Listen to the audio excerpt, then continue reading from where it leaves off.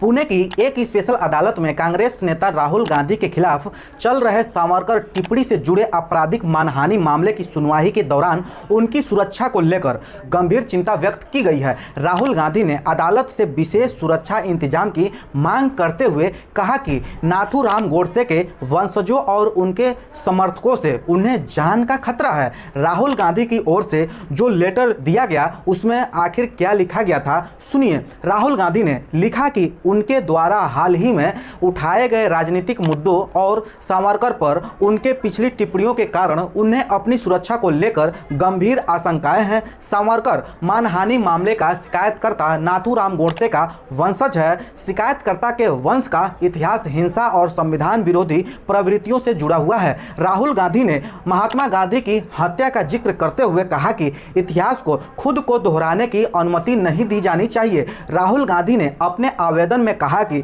इस बात की स्पष्ट, उचित और पर्याप्त आशंका है कि उन्हें नुकसान पहुंचाया जा सकता है, गलत तरीके से फंसाया जा सकता है या फिर किसी और तरीके से निशाने पर लिया जा सकता है। राहुल गांधी ने अपने आवेदन में हाल ही में हुए राजनीतिक घटनाक्रम का भी जिक्र किया, जिसमें उनकी ओर से चुनाव आयोग और केंद्र सरकार पर वोट चोरी का आरोप भी शामिल है। राहुल गांधी ने दावा किया कि बीजेपी की ओर से उन्हें 2 बार सार्वजनिक धमकियां मिल चुकी है।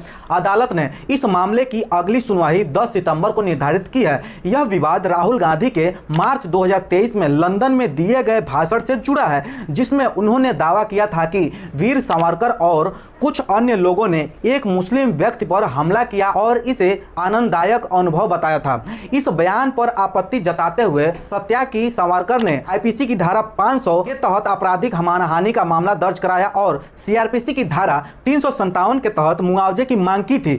अब इसको लेकर कोर्ट क्या फैसला देता है, यह देखने वाली बात होगी। राहुल गांधी ने अदालत से यह आग्रह किया है कि उनकी सुरक्षा के लिए इन खतरों को गंभीरता से लिया जाए, क्योंकि उनकी जान को खतरा वास्तविक और गंभीर है। साथ ही कोर्ट से यह भी अनुरोध किया गया है कि सुनवाई के दौरान राहुल गांधी को अतिरिक्त सुरक्षा मुहैया कराया जाए। वैसे राहुल गांधी पर सावरकर की टिप्पणियों को लेकर कई अन्य राज्यों में भी उनके ऊपर केस चल रहे हैं। अब राहुल गांधी ने पुणे की एमपी एमएलए कोर्ट से यह अपील की है कि उनकी सुरक्षा और केस की निष्पक्ष सुनवाई के लिए प्रिवेंटिव प्रोटेक्शन उनको दिया जाए।